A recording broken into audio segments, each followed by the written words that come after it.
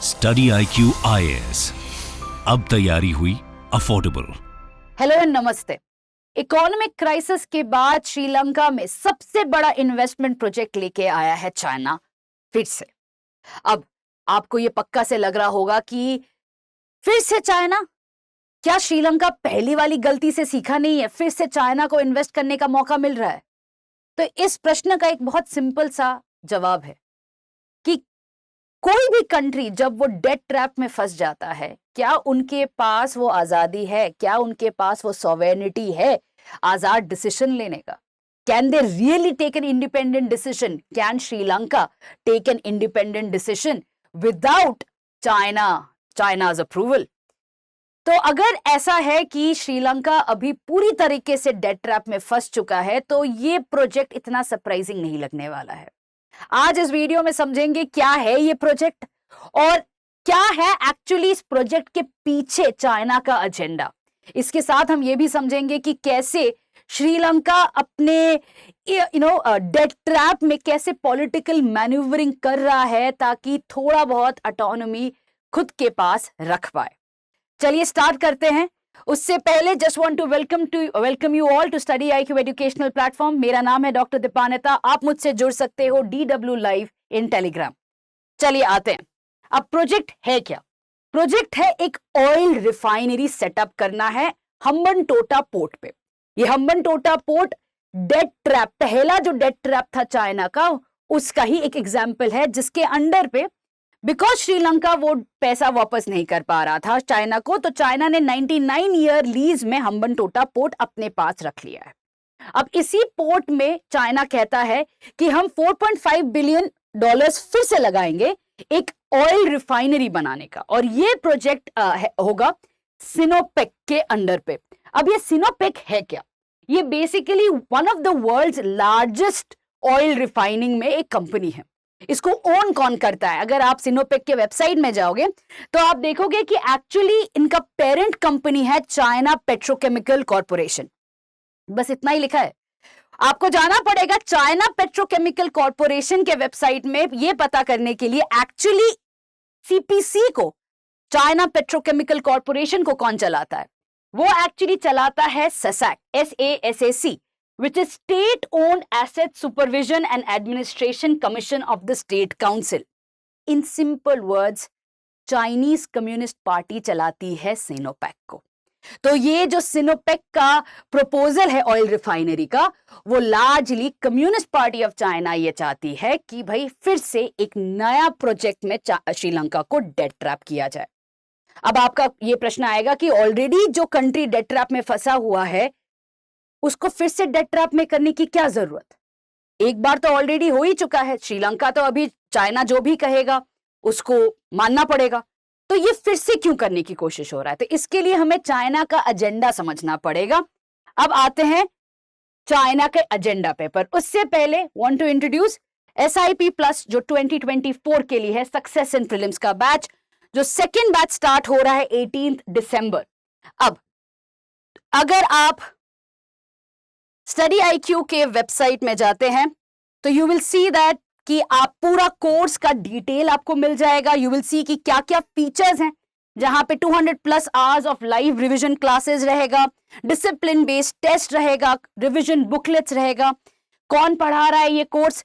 Again best of faculties, Amit sir, Shashank sir, Vasu sir, Abhishek sir, Rohan sir, सभी हैं यहाँ पे जो आपको इस SIP कोर्स में आपका क्लास लेंगे, आपका रिवीजन के लिए हेल्प करेंगे, एंड दे विल इंश्योर कि आपका प्रीलिम्स में सक्सेस रहे।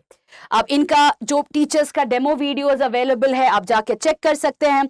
उसके साथ साथ सारा वैलिडिटी, फीचर्स, सब कुछ है यहाँ पे स्टडी IQ के वेबसाइट में।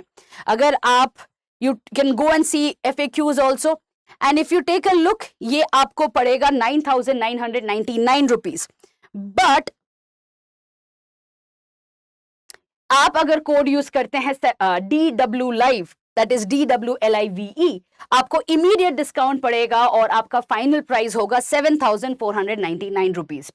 तो जाइए, go to study IQ website, features देखिए और यूज करिए DW live code, and you will get the biggest discount in this course.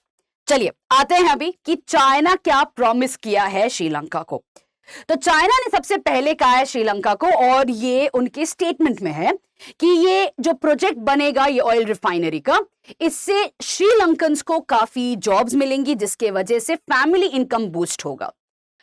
But question यहां पे आता है, हम्बनटोटा पोर्ट ऑलरेडी चाइना का है, और चाइना का कहीं ना कहीं एजेंडा जरूर है कि यहां पे वो अपना मिलिट्री बेस बनाए। तो अगर यहां पे मिलिट्री बेस बन रहा है, क्या वो चाहेंगे कि सिविलियन श्रीलंकन पॉपुलेशन यहां पे काम करे? एक बड़ा क्वेश्चन मार्क रहेगा। यहां पे श्रीलंकन्स को जॉब देना वुड बी डिफिकल्ट अगर जो लार्जर गेम प्लान है चाइना का सी थ्रू होता है। तो दूसरा चीज जो चाइना ने बोला है श्रीलंका को, कि जो श्रीलंका का ऑयल रिफाइनरी मार्केट है वहां पे सिर्फ दो प्लेयर्स है। एक है state owned Ceylon petroleum corporation, that is CPC, Ceylon petroleum corporation, और दूसरा है इंडिया बैक्ड लंका आईओसी। अब चाइना का कहना कि अगर एक थर्ड रिफाइनरी आ जाता है तो मार्केट में कंपटीशन बढ़ेगा, जिसके वजह से ऑयल प्राइस कम होगा, जो फायदा होगा श्रीलंकन पॉपुलेशन को। बट ये लीड करेगा अनहेल्दी कंपटीशन, जिसके वजह से सबसे ज्यादा public sector Ceylon petroleum corporation को हिट होगा, क्योंकि अभी जो श्रीलंकन गवर्नमेंट है उनके पास इतना पैसा नहीं है कि they can continue fighting against और competing against India backed Lanka IOC और सिनोपेक का नया प्रोजेक्ट। तो यहां पे बेसिकली जो डोमेस्टिक एलिमेंट रहेगा सबसे ज्यादा उनको हर्ट होगा।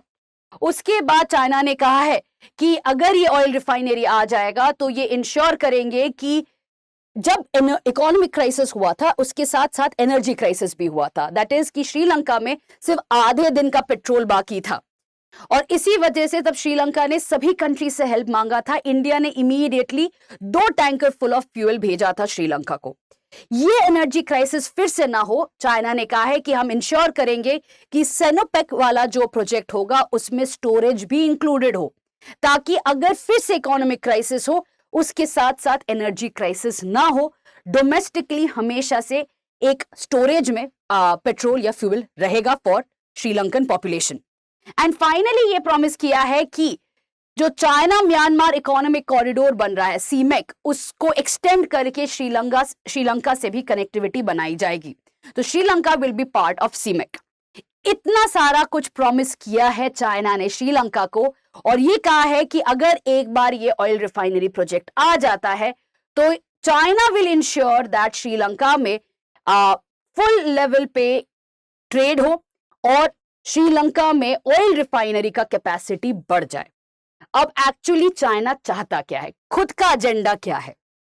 तो सबसे पहली बात, अमेरिका का एक रिपोर्ट आया है अक्टूबर महीने में, जहां पे उन्होंने क्लियरली मेंशन किया है ग्वादर के बाद हम्बनटोटा में चाइना प्लान कर रहा है एक मिलिट्री बेस बनाने का, और इसी मिलिट्री बेस बनाने के लिए ये सब प्रोजेक्ट्स का एक पर्दा खींचा जा रहा है, ताकि इस प्रोजेक्ट को सिक्योरिटाइज करने के नाम पे चाइना अपनी मिलिट्री यहां पे प्रेजेंट रखे।